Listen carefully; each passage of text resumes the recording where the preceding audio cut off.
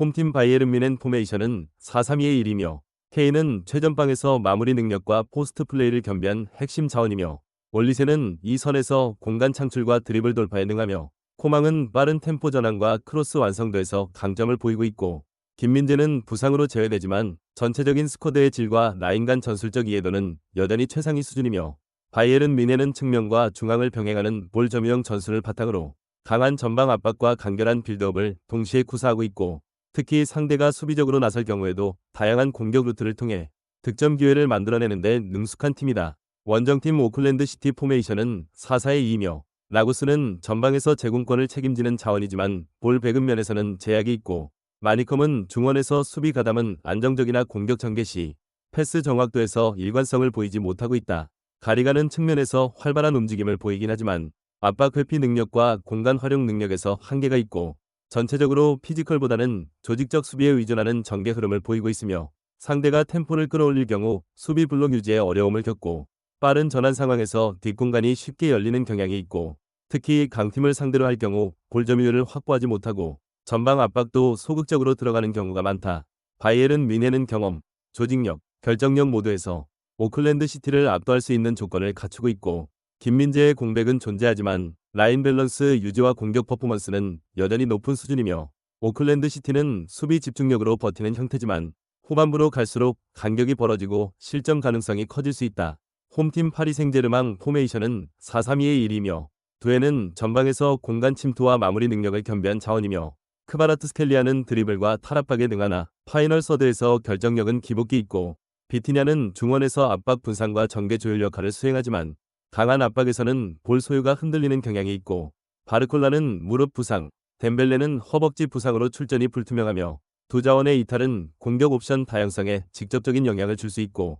전술적으로는 높은 점유율과 측면 활용을 중심으로 하되 전방에서 결정력 있는 마무리가 이뤄지지 않으면 템포 유지에 어려움이 생긴다. 원정팀 AT 마드리드 포메이션은 4-4-2이며 그리즈만은 전방과 이선 모두에서 활약 가능한 전천후 자원으로 침투 타이밍과 결정력 모두 탁월하며 사무엘 리누는 측면에서의 빠른 드리블 돌파와 역습 전개에 강점을 지니며 파블로 바리오스는 중원에서 볼 운반과 압박 회피에 능하며 디에고 시메온의 감독 체제 아래 AT 마드리드는 특유의 수비 조직력과 트랜지션 속도에 기반한 철저한 실리 축구를 유지하고 있고 최근 경기에서도 낮은 점유율 속에서도 적은 기회로 효과적인 마무리를 완성하며 기대 이상의 결과를 도출하고 있고 특히 상대가 점유율 중심의 플레이를 할 경우 수비 블록을 내린 후 빠른 전방 침투와 측면 역습으로 경기를 전환하는 방식이 자주 성공하고 있다. 파리는 주축 자원 이탈로 공격 전개 옵션이 제한되며 전체적인 템포 조율도 흔들리는 모습이며 AT 마드리드는 실리 전술에 기반한 수비 안정성과 빠른 전방 전환을 중심으로 강팀 공략에 최적화된 팀이며 전체적인 경기 흐름은 AT 마드리드의 조직력 중심 전개가 더 안정적인 결과로 이어질 수 있다.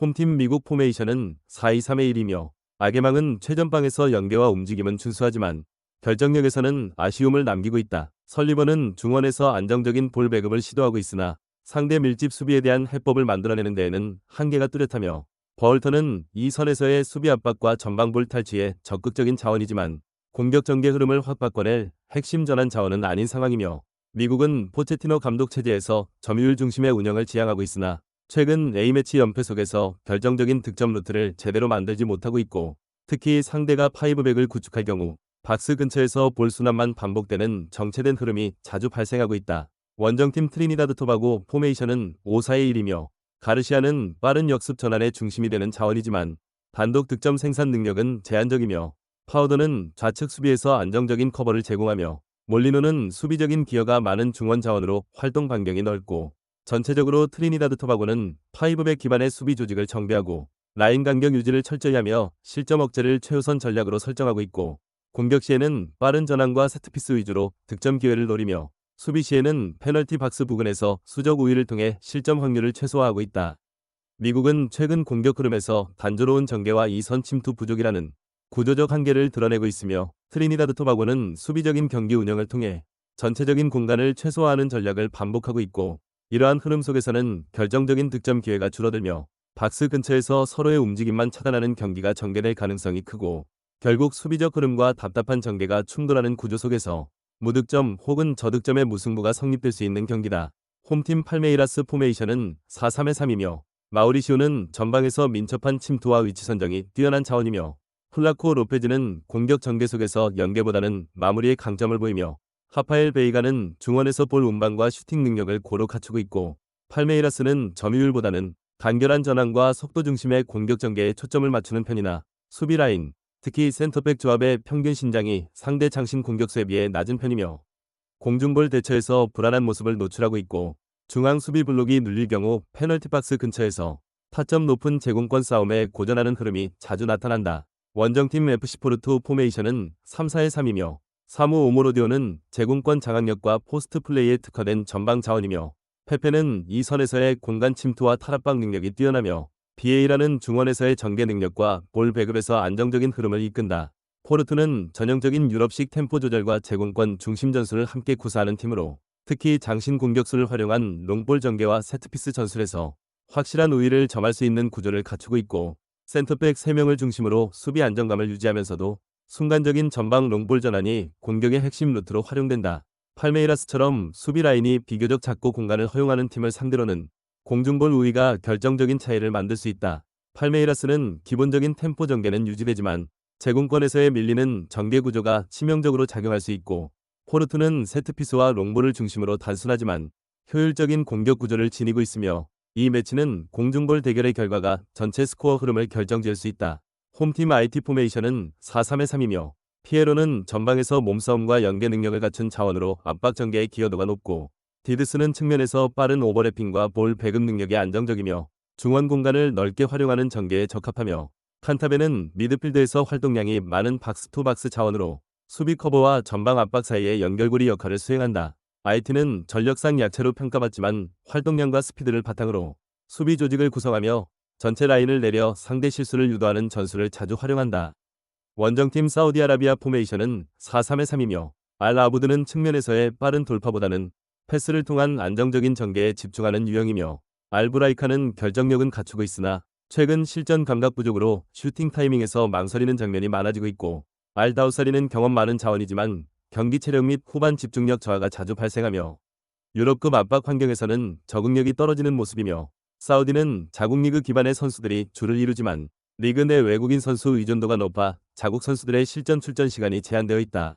이로 인해 선수단 전반의 경기 감각이 떨어져 있으며 템포가 느리고 리듬감이 끊기는 장면이 반복되고 있다. IT는 수비 집중력과 활동량을 바탕으로 조직적인 수비 운영에 집중하고 있으며 사우디는 실전 감각 저하와 낮은 경기 리듬으로 인해 위협적인 장면을 지속적으로 만들어내기 어려운 상황이며 양팀 모두 전술적으로 보수적인 운영이 예상되며 공격 전환도 느리고 전방 파괴력도 제한적이며 결과적으로 루즈한 전개와 패턴 반복 속에서 무승부 가능성이 높게 형성될 수 있는 경기다. 홈팀 보타포구 포메이션은 4-3-3이며 이고르 제주스는 전방에서 피지컬을 활용한 연계 플레이에 능한 자원이며 곤잘로 마스트리아니는 마무리 능력은 있지만 좁은 공간에서는 효율이 급격히 떨어지는 약점을 지닌다. 말론 프레이타스는 중원에서 압박 분산과 전개 연결에 기여하지만 공격 템포를 빠르게 끌어올리는 데에는 한계가 존재한다. 전체적으로는 후방 빌드업 이후 측면 전개 중심의 흐름이 많지만 박스 안까지의 연결 완성도는 아쉬운 상황이다. 원정팀 시애틀 포메이션은 4-2-3-1이며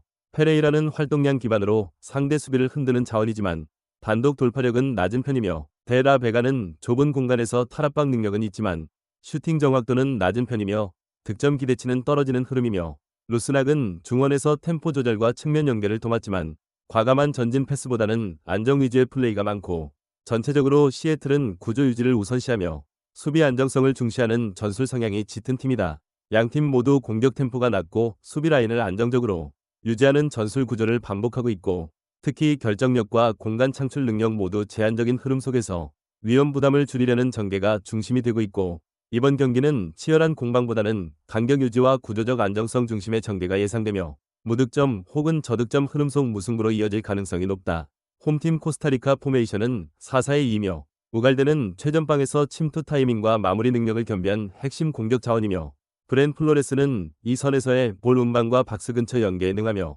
좌우 측면 전환에도 가담폭이 넓고 알코세르는 중원에서 수비 커버와 전방 압박의 시발점 역할을 하며 라인 간 압박 유도에서 중요한 축으로 작용한다. 코스타리카는 전체적으로 조직력 있는 포백 수비 라인을 바탕으로 강한 압박과 빠른 전환 속도를 갖춘 팀으로 경기 중반 이후 상대 실수를 유도하는 압박 흐름을 중심으로 경기의 주도권을 가져오는 스타일을 유지하고 있다. 원정팀 수리남 포메이션은 4-2-3-1이며 마가렛은 전방에서 돌파력은 있으나 연계와 위치 선정에서는 기복기 있는 편이며 롬베이크는 이 선 자원으로 공격 시 적극적인 전진은 가능하지만 수비 전환 시 움직임이 느리고 몬트노르는 볼 소유 시 안정적이나 압박에 취약해 볼 간수가 불안한 장면이 자주 노출되고 있고 수리남은 전체적으로 조직적인 압박에 대한 대응이 느리고 수비 시 간격 유지를 실패하며 실점으로 연결되는 장면이 자주 반복되고 있고 특히 중원에서의 볼 소유가 오래 지속되지 않기 때문에 공격으로의 연결이 끊기며 수비 부담이 가중되고 있는 구조다. 코스타리카는 무갈데를 중심으로